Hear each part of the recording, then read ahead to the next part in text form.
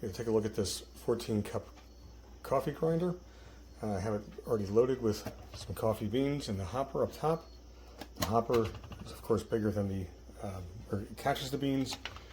This fits in here pretty snugly actually, which is good. You'll get a good seal so that the grinds won't go all over the place. You push that in nice and snug. You choose on the top here how many cups you want it to grind during the grind cycle. And then over here you choose how fine or coarse you want the grind. And you just press the power button here. And let the grinder do the rest.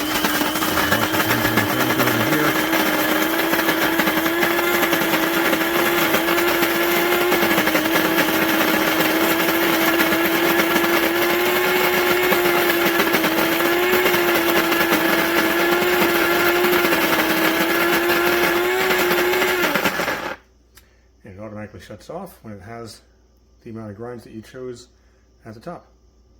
And you pull this out.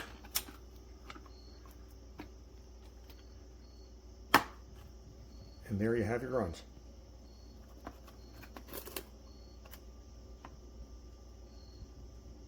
Pretty nice.